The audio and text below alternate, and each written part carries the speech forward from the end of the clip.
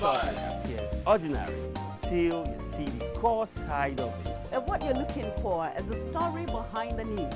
We bring it to you from Lagos, the commercial capital of Nigeria. Giving you all sides and political stories round the clock. Every detail from the start line to the final whistle. CoreTV News, expanding your view.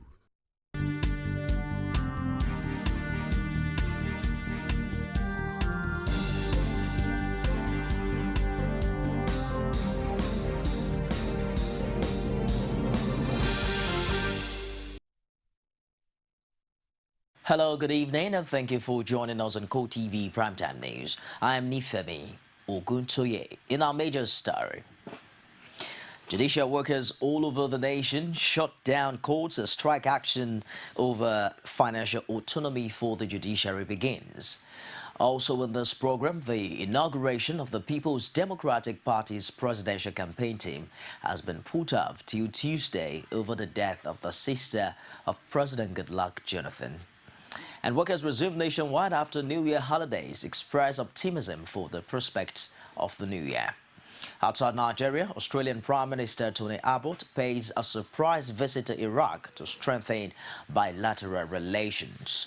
And now the news in detail. Judicial workers have begun a nationwide strike on the first working day of the year. The Judiciary Staff Union of Nigeria has shut down all courts across the country to press home its demands for government at all levels to comply with a judgment delivered by a federal high court on financial autonomy for the judiciary. Speaking to journalists over the situation in Abuja, the union president Mustafa Adamu said the workers decided to embark on an indefinite strike because of the executive's refusal to honor agreement reached with the union.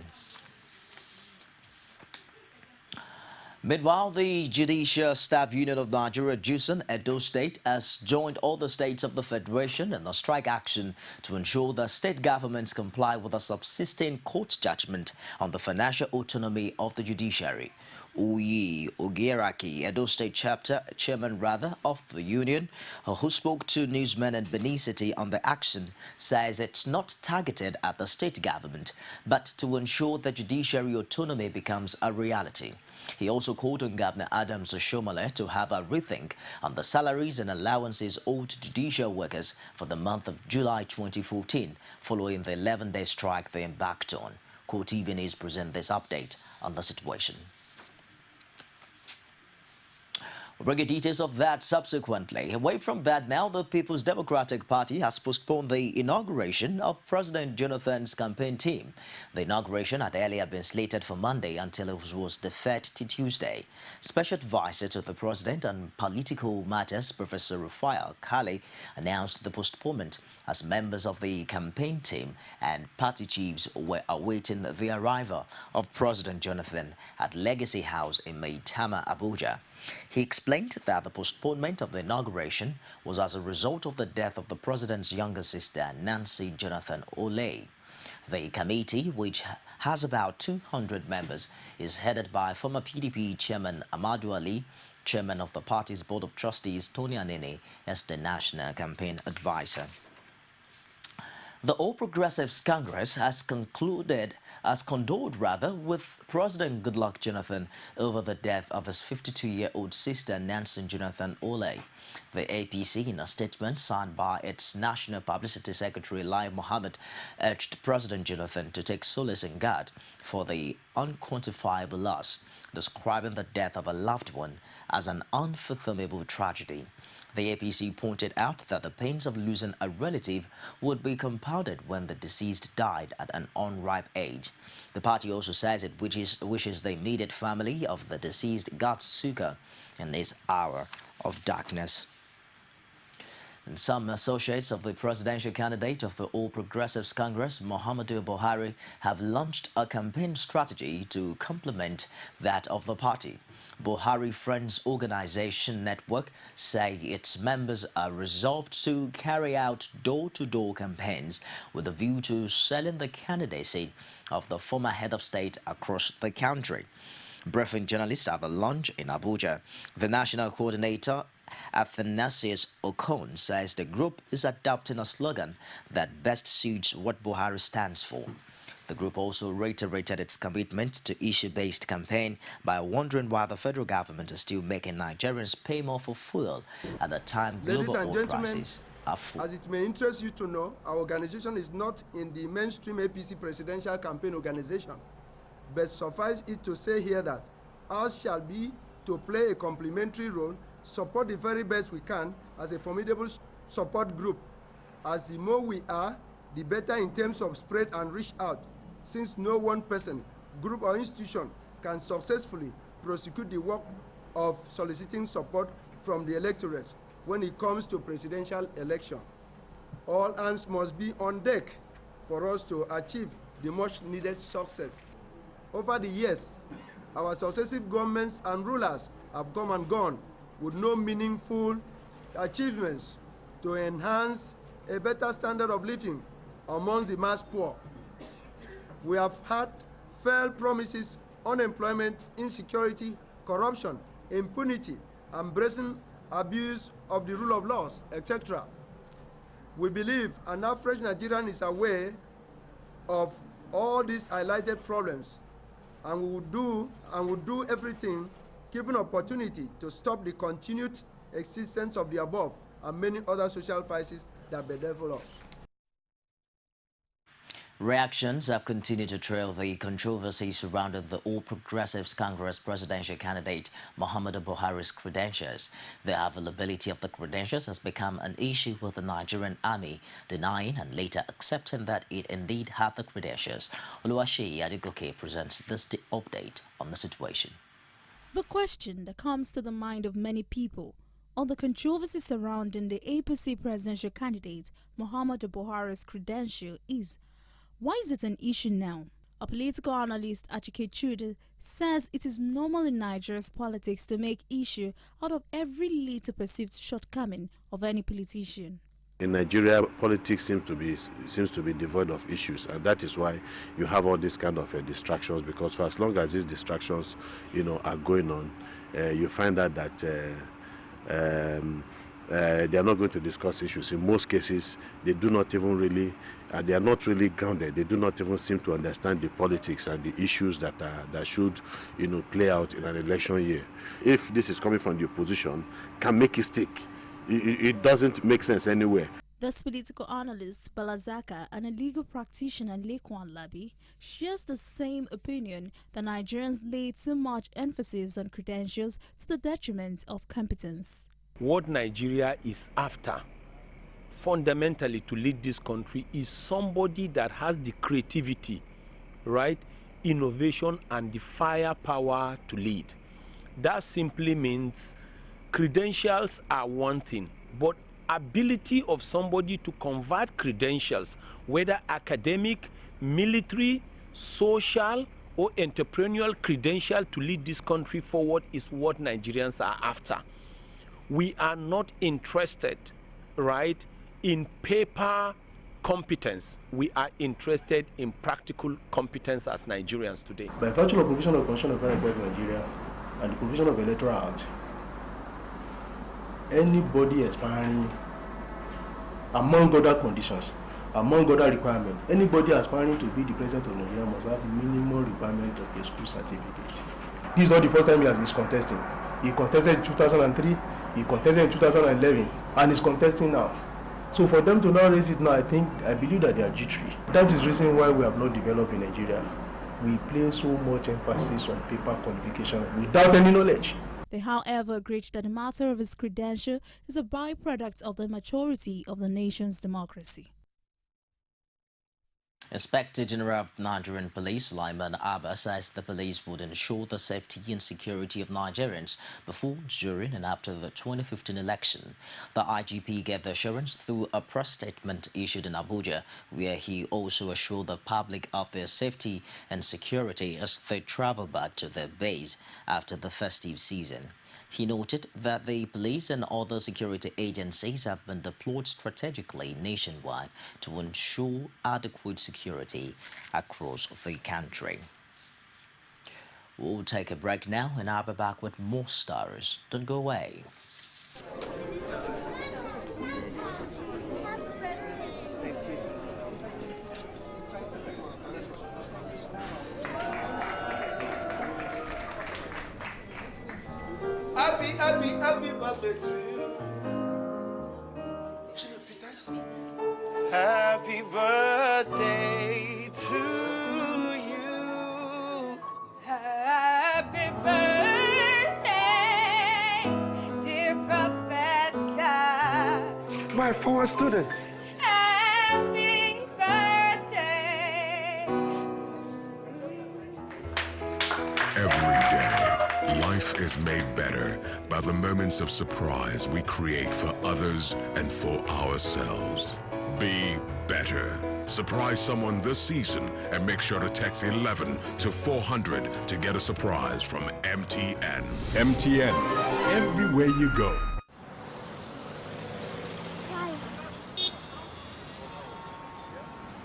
Hi. Daddy, look.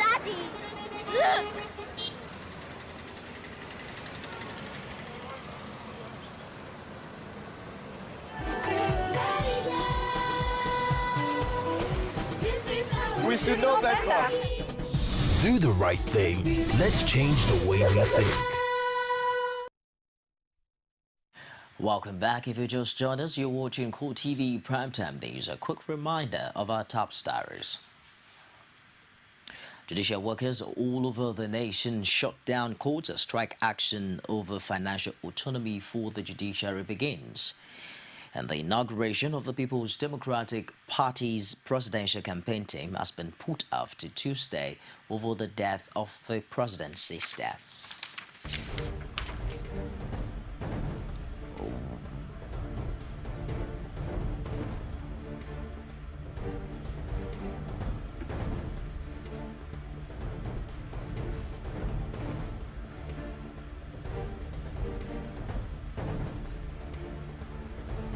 And workers resume nationwide after New Year holidays express optimism for the prospect of a new year.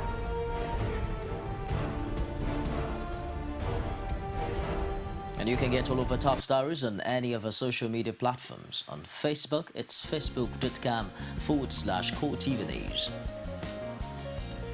Our Twitter handle is at CoreTV News. And we'll stream live on Facebook, on YouTube. It's youtube.com/CoreTV. Leave a space and news. As the general elections draw near, the Electoral Umpire, Independent National Electoral Commission, in its bid to ensure a smooth election, has begun the redeployment of staff and officers. The Ekiti State INEC has, in keeping with the redeployment, experienced a change of pattern, with the erstwhile resident electoral commissioner Alilu Pai bowing out by handing over to Sam Olumeko. In his valedictory speech at the handing over ceremony, Alilu Pai thanked the permanent staff for their support over his 4-year stay and praised for the continued success of the commission. We hope that as we are doing this handing over, God will continue to uplift us, continue to show mercy on us, continue to give us wisdom. In his address, the new Rex Sam Olumeko assures the people of Ekiti of a level playing ground and credible elections in 2015. The name of the game is conducting fair, credible, transparent, and acceptable elections. That is my objective. And by the grace of God, we promise to deliver to the good people of Ekiti State. And I want to assure the people of Ekiti State that I will be fair to all. I will provide a level playing ground for all stakeholders. And we shall, by the grace of God, deliver a very, very transparent and acceptable election. Sam Olumeko, until his transfer, was the resident electoral commissioner in Ogun State. Lagos State Governor Babátúndé Fáṣọlá has sworn in executive secretaries for local government councils and local council development areas in the state, with a charge on them to uphold the state's tradition of excellence at the grassroots.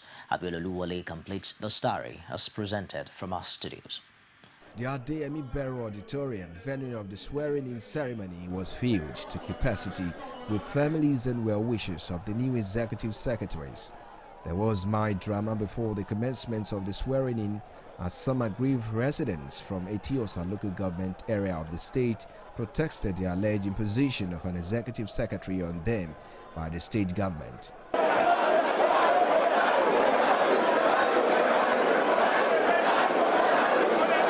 After the calming frayed nerves, the oath of office was administered to the new appointees. Reacting to the concerns raised by the protesters, Governor Fáṣọlá dismisses any notion of imposition. He added that the appointment is in his prerogative to be done in consultation with relevant stakeholders. This is my prerogative to appoint who I please in consultation with people who live in those local governments. So it's nothing to quarrel about. It's a transitional arrangement. And if it were possible, I would have appointed everybody, but we can't. Yes. And what we have done this time, in the past, that when we have had this kind of transitional arrangement, we used to put only one person, a sole administrator. This time we have expanded it to include the ES and 4 other people to make up 5 who will serve in a transitional capacity, as I said, till the end of March. He called on the newly sworn-in secretaries to uphold the excellent tradition the state is known for. My first mandate to you is to go and integrate all members of your committee, wherever part of Nigeria they come from, whatever religion they profess, whatever language they speak, whatever type of dress they wear. They are part of us, they are Lagosians, and we must integrate them and continue to live in peaceful coexistence with them. That is my first charge to you. While the new appointees may rejoice, the expectation of the people at the grassroots remain the same: good governance and excellent service delivery. Wow, the way ex-militants Dokubo Asari and government Ekpemo Polo have become major players on the nation's political scene since the advent of the amnesty program has been a major concern to many Nigerians. Olajumoke Olatunji examines the situation in this report in light of recent comments credited to Asari Dokubo on the 2015 presidential elections. I understand we'll bring you details of that story later on. As part of continuing efforts aimed at fighting vandalism and protecting oil pipelines across the country, the Kwara State Command of the Nigeria Security and Civil Defense Corps has foiled an attempt of vandalization of oil pipeline passing through Afon Ote and Gambari axis of the state on the border with Oyo State. While parading the seized vehicles of the vandals loaded with jerrycans, Kwara State Commandant of the Corps, Obikwe Augustine, says the foiled attack is just a reward for the job and the 24-hour surveillance mounted by the NSCDC in protecting the pipelines. He added that the vandals exchanged gunfire with his men before succumbing to the greater firepower of the officers and taken to their heels, abandoning their vehicles. Unit, the team that handles anti-vandal operations, they were on patrol as part of the festive period Ember Month operations, and they got to Afon Ote axis. While on this patrol, they came face to face with these criminals, the vandals. When the vandals saw that the firepower of the officers will actually subdue them, they took to their heels. That was how they abandoned all these kegs, and my men got them into our custody. What is the number of the kegs? Each of the vehicles we are carrying 140, altogether 280, as you can see them here. The vehicles are these ones, the one in blue and the white one. I think a telephone was also picked in the process. A telephone handset was picked in the process. So the suspects have taken to their heels. And if you ask me what next, I tell you that the investigation has commenced, and we'll definitely get to arresting these suspects so as to face the full wrath of the law. Okay, sir, as of December.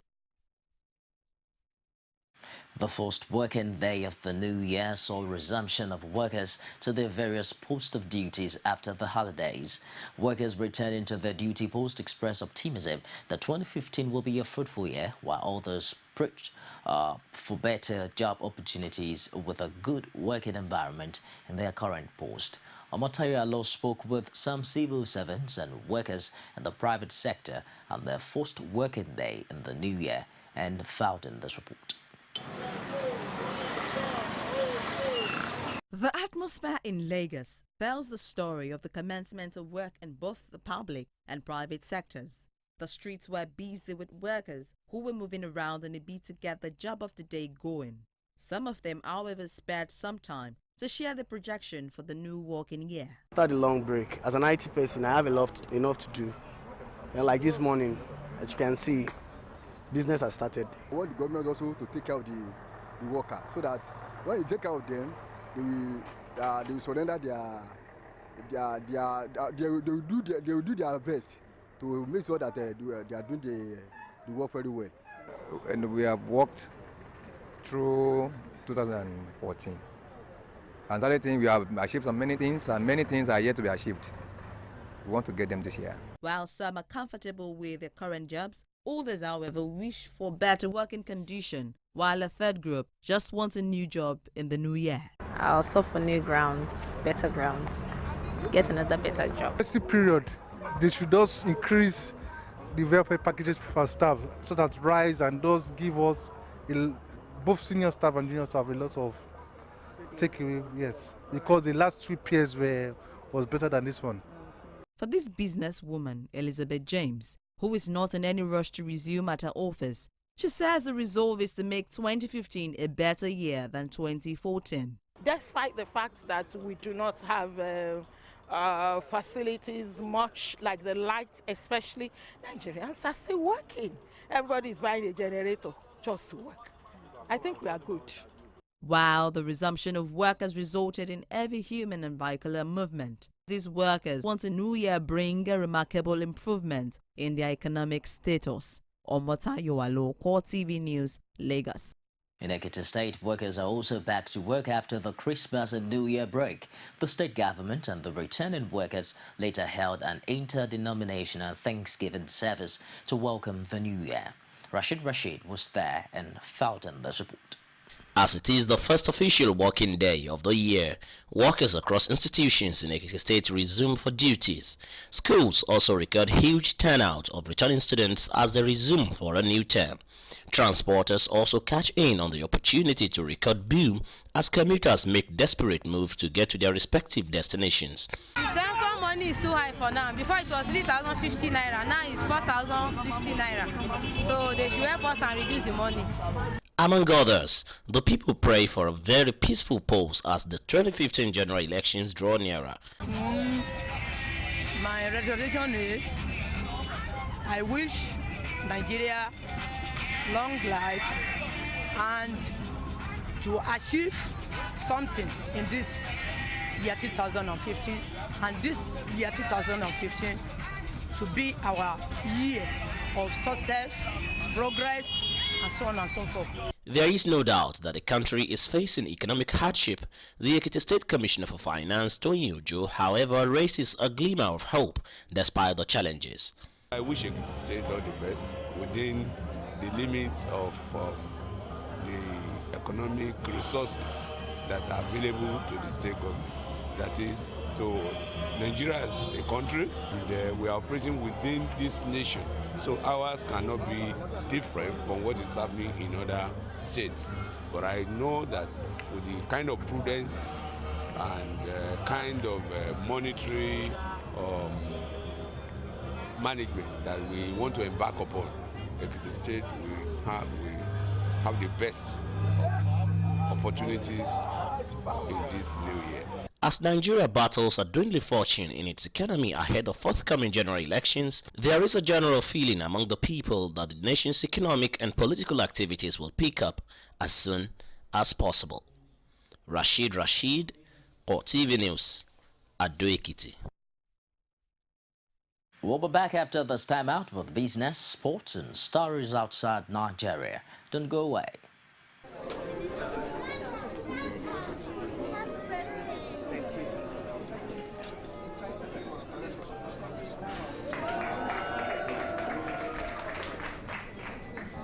Happy birthday to you.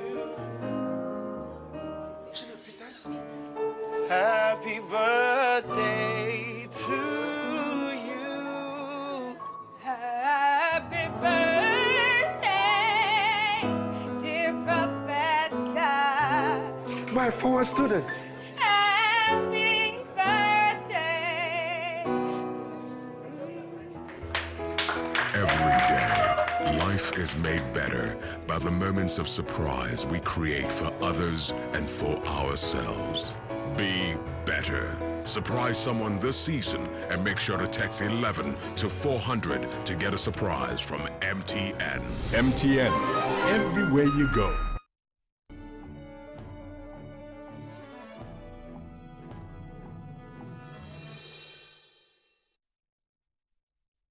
On business tonight, as the new electricity tariff for consumption in the electricity sector begins for Nigerians on January 1st, 2015, the Nigerian Electricity Regulatory Commission, NEC, has said that it would be relying on consumers across the country to bring the various electricity distribution companies to account for the market commitments they had earlier made.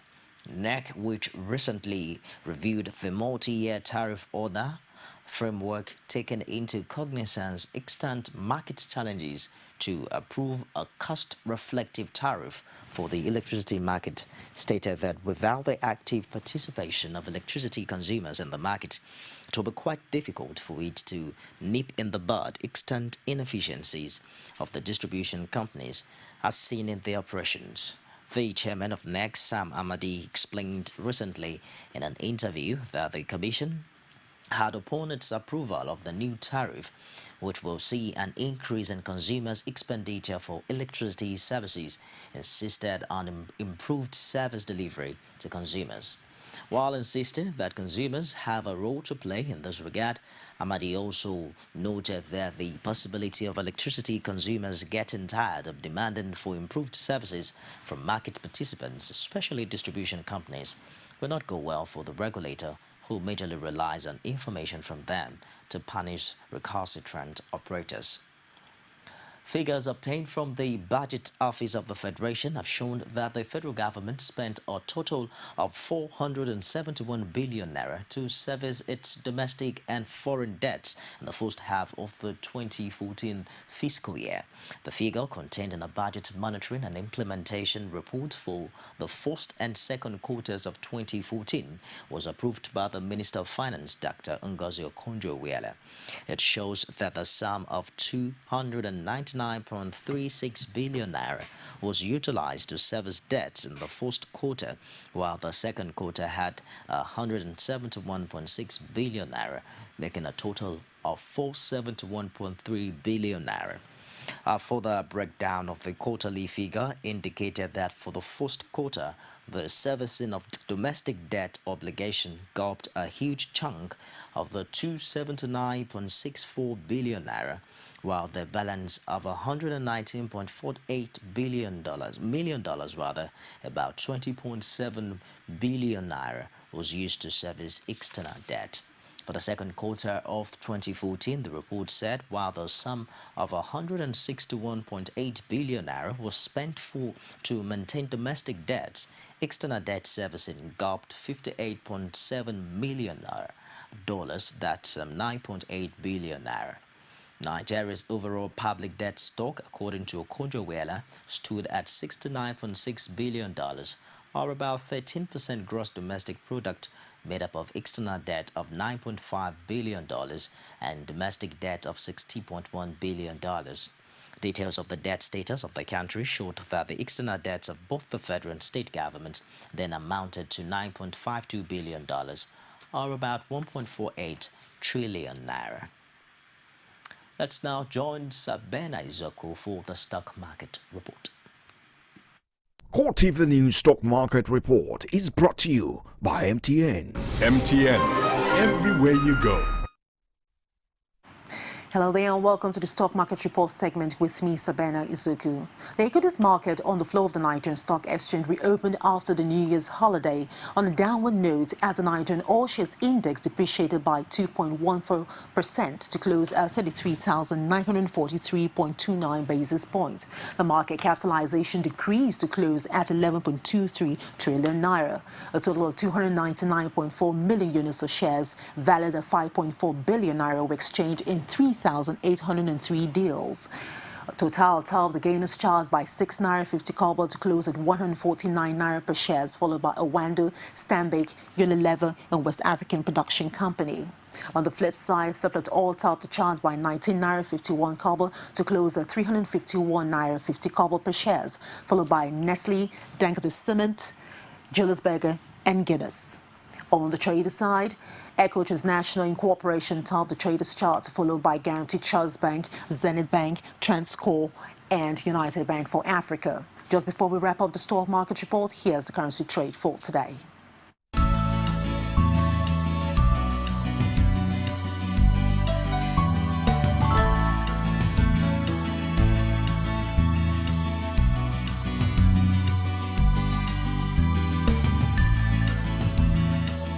CoreTV News Stock Market Report is brought to you by MTN. MTN, everywhere you go.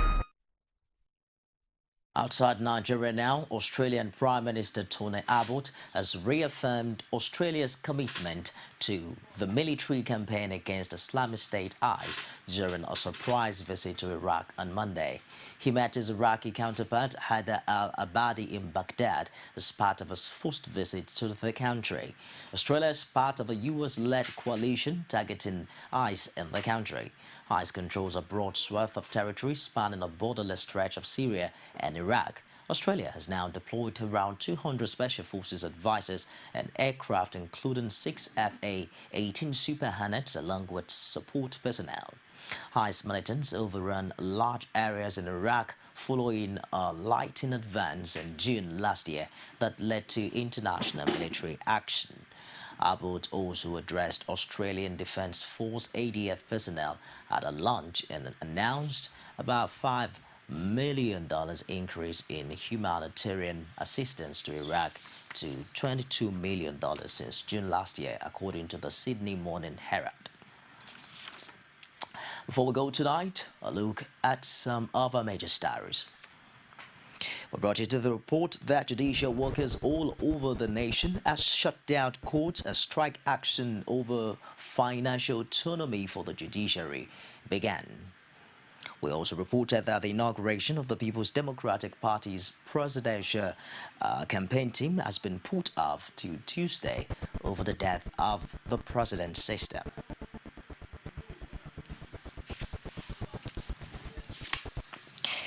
And that wraps it tonight on CoreTV Primetime News. I am Nifemi Oguntoye. Thank you for watching.